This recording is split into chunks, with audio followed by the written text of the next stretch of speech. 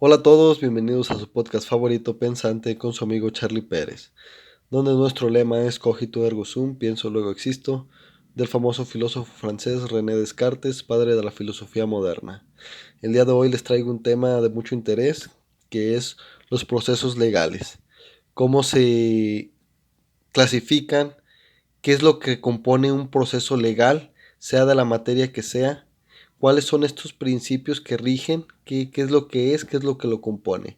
Pero antes de entrar a este tema completamente jurídico, quiero abordarlo desde un inicio, desde una perspectiva filosófica e histórica. Primero que nada, basándome en lo que es la justicia. Ya en un video pasado, que fue el primero que inicié con esta serie de podcasts, hablé de lo que era la justicia. Esta justicia está conformada en la sociedad de lo que es lo que considera correcto en un determinado tiempo y lugar. Es de ahí lo que se establece la ética y la moral, que también como tal son contingentes del lugar y del tiempo en el que se viva. No que haya cuestiones que no sean justas por sí mismas, pero sí son evaluadas buenas o malas dependiendo de este contexto histórico, este contexto social, este contexto del lugar en el que se materializa el hecho. En este caso, un ejemplo muy claro fue el esclavismo. El esclavismo fue legal, fue aceptado y se consideraba como tal bueno y productivo, jugaba un papel muy productivo en la sociedad. Recordamos que a través de la producción esclavista se logró masificar en cierto sentido de la comunidad primitiva al esclavismo, se logró mejorar la producción. Entonces era socialmente aceptado y era legal. Y de igual manera, hace no tantos años la mujer no podía votar y era considerado como algo legal, algo correcto. ¿Por qué? Porque entonces se le consideraba en cierto estatus inferior al hombre, cosa que en la actualidad pues obviamente ya se ha abandonado, hemos crecido. ¿Y por qué es la relación con los procesos legales de este contexto que le quería dar un poquito de contexto histórico y filosófico? Bueno, el proceso legal es la manera en la que accedemos a la justicia. Entonces, por eso es importante iniciar con este aspecto de la justicia. Si quieren más detallado, más información, les recomiendo que vean el primer video que subí a la plataforma. Eh, entonces, es este proceso legal el medio en el que las personas hacen a llegar la justicia y que debe de garantizar el Estado. En este caso, el Estado lo conforma a través del Poder Judicial, que es la institución encargada de repartir justicia, de impartir justicia como tal. ¿Sí? Nos dice que el proceso, la misma conceptualización del proceso es este conjunto de pasos para llegar hacia un fin. En este caso es llegar al juicio. Es el proceso legal, es el conjunto de pasos para que se emita un juicio que tiene que allegarse a la verdad. Allegarse a la verdad y en base a esta verdad establecer qué tiene, quién tiene la razón y en base a eso favorecer o no favorecer a alguno de los litigantes. ¿Sí? Todo esto va dentro de lo que es el proceso. El proceso está formado por una unidad procesal que llevan diferentes fases, diferentes etapas, diferentes elementos, más bien dicho, diferentes elementos es el término correcto, que lo conforman esta unidad procesal, independientemente del proceso que sea un proceso civil, sea un proceso mercantil, sea un proceso penal. Todos los procesos legales comparten estas características que les voy a dar a continuación, que es importante que las conozcamos como nosotros como ciudadanos, como personas que formamos parte de la sociedad y que en un momento dado podemos recurrir a este reclamo de justicia, sea de un hecho civil, penal, mercantil, laboral, etcétera, y conozcamos mínimo las bases en las que se sustenta el proceso que vamos a iniciar para este reclamo de justicia que vamos a solicitar. ¿Sí? El primero de los puntos que nos habla esta unidad procesal es que el contenido de todo proceso es un litigio. ¿Qué significa esto? Bueno, una litis es una contienda, un conflicto de intereses entre dos partes. O puede darse caso de que sean más partes, dependiendo la situación material que se haya presentado. ¿Sí? Entonces dice que el contenido de todo proceso es un litigio. Hay un conflicto que se tiene que dirimir, es lo que nos dice. ¿Sí? Por ejemplo, en el caso del divorcio, el conflicto es entre los cónyuges que ya decidieron o están por decidir o están decidiendo ya no continuar con su estatus matrimonial. Por lo tanto, quieren separarse y acabar con esto. Esa es la litis del conflicto en el caso del divorcio, la disolución del vínculo matrimonial. ¿Sí? Ya si fuera un conflicto, no sé, digamos, mercantil, a lo mejor de una deuda, la litis recaería entre la parte del deudor y el acreedor, y el litigio se materializaría en la deuda, en el conflicto de una deuda que no se ha pagado, que no se ha cubierto, y que se tiene que, la exigencia de que se cumpla con las obligaciones que se pactaron. Bueno, otro de los puntos que nos dice es que la finalidad de todo proceso es dirimir o resolver un litigio. Bueno, ya un poquito ya me adelanté de lo que ya les había explicado, ¿sí? Tenemos un litigio, tenemos un problema entre dos partes.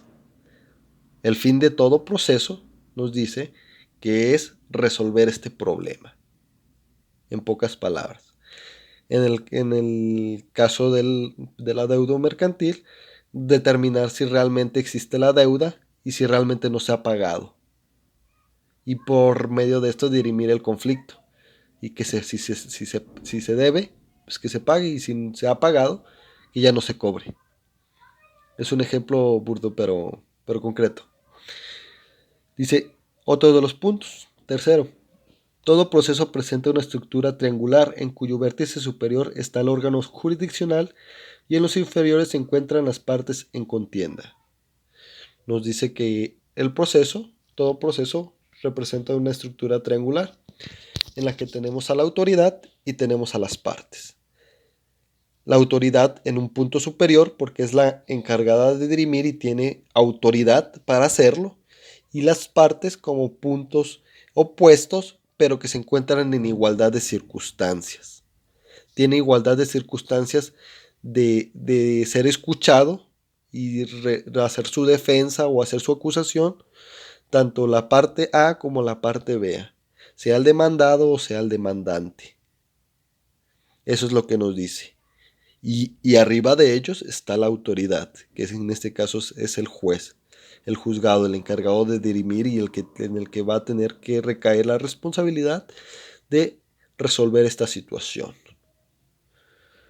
Luego nos dice el cuarto punto, dice todo proceso presupone la existencia de una organización judicial con jerarquías y escalonamientos de autoridad.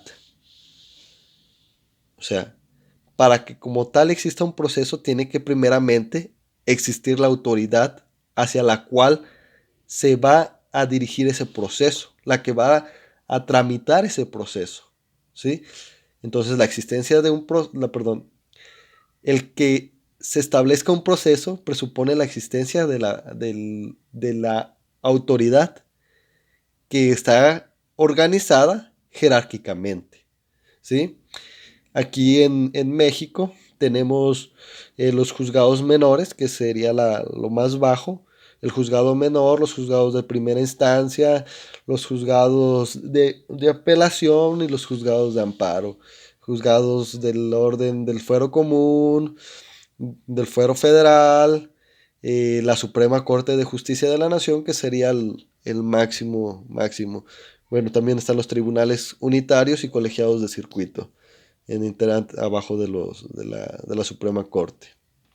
que se encargan de resolver los conflictos dependiendo de su competencia que tiene cada uno.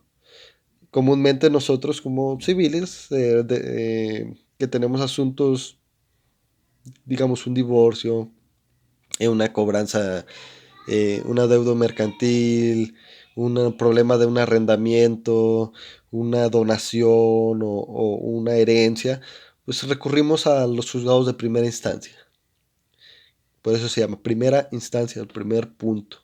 Son, hay procesos que son uninstanciales y de más instancias, biinstanciales. En el caso de aquí, de México, tenemos procesos que no son uninstanciales. Podemos apelar las decisiones de que se hayan dictado en primera instancia, en segunda instancia. Incluso se puede pasar de la segunda instancia a una tercera instancia. Bueno, continuamos. Nos dice el siguiente punto, que todo proceso está dividido en una serie de etapas y secuencias que se desenvuelven a su largo, desde su principio hasta su fin. ¿Sí? Volvemos ahora sí un poco conceptual. Este proceso, pues obviamente son etapas que se tienen que ir agotando. Comúnmente yo lo manejo como subir una escalera. Tienes que subir escalón por escalón para no caer. Entonces lleva su etapa, no puedes avanzar brincar de una etapa a otra, lleva su escalonamiento, escalonamiento. Y todo esto tiene su razón de ser. El siguiente punto nos dice, todo proceso tiene un principio general de impugnación, mediante el cual se postula la necesidad de que las resoluciones del tribunal puedan ser reexaminadas o revisadas, ya sea porque no estén apegadas a derecho o porque sean incorrectas, equivocadas o ilegales. Este principio es primordial y en todos los procesos. ¿Por qué? Porque las personas que imparten justicias, estos jueces, magistrados, estas personas que se encargan de esta labor, son seres humanos, como tú y como yo, que pueden tener errores, que pueden a veces malinterpretar una norma o interpretarla de un sentido diferente. Y es por eso que existe el principio de impugnación, para que las resoluciones dictadas por una autoridad jurisdiccional, en este caso, sean revisadas por su superior, para que determine si la resolución o la actuación que se ejecutó fue correcta o no es correcta. Esto es muy importante. ¿Por qué? Porque es nuestro derecho que se aplique la ley conforme debe de ser, no a capricho. Esa es la razón, una razón importante. Y también de la afabilidad del hombre, de cometer errores. Continuamos. Por último, dice que en todo proceso existen cargas, posibilidades y expectativas propias, exclusivas y peculiares del propio proceso. Ahora sí, que nos dice este punto que cada proceso tiene características muy propias, cargas. Por ejemplo, en un proceso penal, la carga de demostrar la culpabilidad de la persona que es acusada de un delito es del Ministerio Público. En un caso laboral, la carga de la prueba muchas veces recae primordialmente en la parte patronal. Esto tiene que ver con las desventajas en las que se encuentran las posiciones de tanto del patrón contra la del empleador. En los procesos civiles también hay cargas y cuestiones inherentes a las partes que, que vuelven peculiar el proceso como tal en sí. ¿Sí? Bueno, estos son los aspectos, los principios que debe de contener todo proceso legal. Vuelvo a repetir, sea un proceso mercantil, sea un proceso penal, sea un proceso civil. Esta es la unidad procesal. Es una unidad procesal. Bueno, lo dejo a su consideración porque realmente yo lo considero importante y quise compartírselos en el aspecto de que en algún momento de nuestra vida pueden estar inmersos en una problemática legal y mínimo conozcan estas bases de lo que es un proceso legal y por qué es de esta manera, por qué se sigue así. Espero les haya gustado el video. Nos vemos hasta la próxima.